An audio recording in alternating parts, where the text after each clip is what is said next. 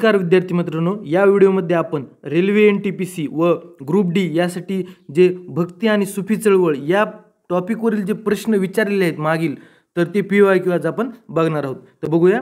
बघा, अन्नमाया हे मध्ययुगीन काळातील कवी होते. ते सध्याच्या कोणत्या भारतीय राज्यातील आहेत? तर याचं योग्य उत्तर आहे आंध्र प्रदेश. त्यानंतर बघा, हिंदू धर्मात अद्वैत सिद्धांत कोणी मांडला?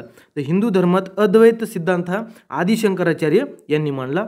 त्यानंतर बघा, हमसा संप्रदाय हा एक प्रमुख संप्रदाय आहे ज्यात अनुयायी प्रामुख्याने डॅश डॅश परमेश्वराची उपासना करतात. तर याचे योग्य उत्तर आहे बघा कृष्ण आणि राधा. त्यानंतर बघा, संत कबीर यांचा जन्म कुठे झाला? तर बघा, संत कबीर यांचा जन्म वाराणसी या ठिकाणी झाला. तर त्यांचा मृत्यू मगहर या ठिकाणी झाला. तर याचं योग्य उत्तर आहे वाराणसी.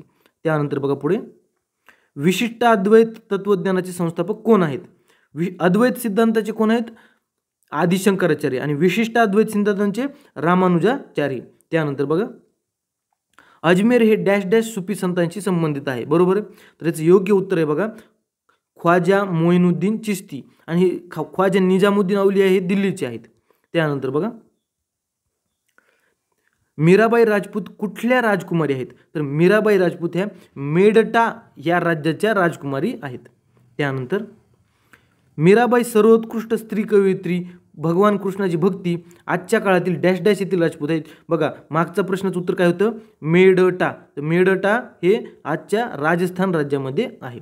त्यानंतर पुढे, 1600 ते 1700 या काळातील धार्मिक गुरु मियाँ मीर हे कोणत्या राज्यातील होते? तर ते आजच्या पंजाब राज्यातील होते. त्यानंतर, एक मुस्लिम संत होते ज्यांचे समाधीस्थळ फतेपूर सिक्री येथे बांधले गेले, त्यांचे नाव काय? तर बघा, हे फतेपूर सिक्री या ठिकाणी त्यांचं समाधीस्थळ सम्राट अकबराने बांधलं, तर ते होते शेख सलीम चिश्ती. त्यानंतर, हा प्रश्न ALP ला आलेला होता. तर अशा प्रकारे भक्ती व सुफी चळवळीवरील प्रश्न संपले. धन्यवाद.